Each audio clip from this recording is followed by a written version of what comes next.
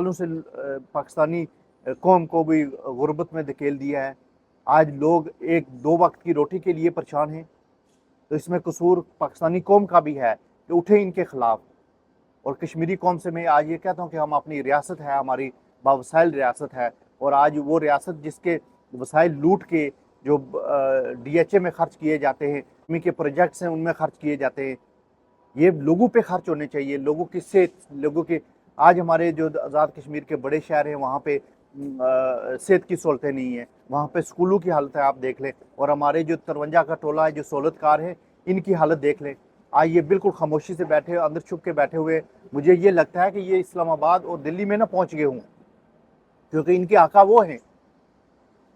लिहाजा मेरी पूरी कौम से आज इल्तमास है कि इन्होंने कुछ भी नहीं करना आपके लिए। ये पाकिस्तान आर्मी जो है ना, ये पाक आर्मी इसको कहना, और ये कलमे के नाम पे और लोगों के मज़हब के नाम पे लोगों के साथ इस तरह का खेल गुज़श्ता 70 सालों से खेल रहे हैं। आज कश्मीरी कौम को ये समझने की ज़रूरत है कि इनके पीछे, इनकी तरफ देखने के बजाय अपना दफ़ा खुद करे। और कश्मीरी कौम आज एक पेज पे है।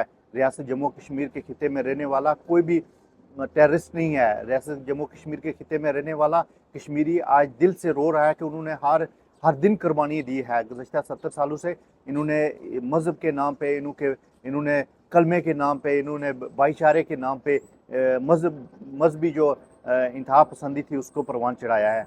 उन्होंने कश्मीरी लोगों के फलाह बहबूद के लिए, उनकी तालीम के लिए, उनके रोज़गार के लिए वहाँ पे कुछ नहीं किया। इसलिए आज जो कश्मीर के लोग हैं वो बैरून मुल्क धक्के खाते हैं, वहाँ पे नौकरियाँ करते हैं, अपने वतन से दूर हैं, अपने रिश्तेदारों से दूर हैं, अपने अजीज़ व अक़रबा से दूर हैं। तो लिहाजा कश्मीरी कौम को समझने की ज़रूरत है। हम जो ओवरसीज़ कश्मीरी यहाँ बैठे हुए हैं, हमें इस बात का तयन करना पड़ेगा कि हम इसके ख़िलाफ़ आवाज़ उठाएँ। जो खूनी लकीर है उसमें का कत्ल जो है ना वो कश्मीरियों का होता है। कभी आपने देखा है कि कश्मीर की जो चेक पोस्ट है वहाँ पे कोई पाकिस्तानी कत्ल हुए हैं? वहाँ पे आर्मी वाले बेकरों में बैठे हुए हैं, वो उनको कुछ भी नहीं होता, उनको ड्रोन हमले भी हों तो कुछ भी नहीं होता। इंडिया की तरफ भी ऐसा ही है, उनके फौजी नहीं मरते। इनको दिल्ली में आरामदेह जगहों पे बैठे हुए और इस्लामाबाद में DHA में बैठे हुए इन लोगों को क्या खबर है? इनके जब जनाजे उठेंगे घरों से तो इनको पता चलेगा। कश्मीरी कौम के साथ ये जुल्म और ज़्यादती बंद की जाए।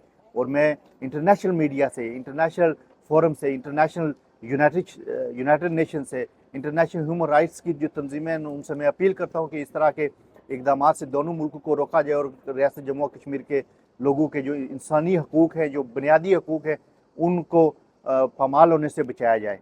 Thank you so much.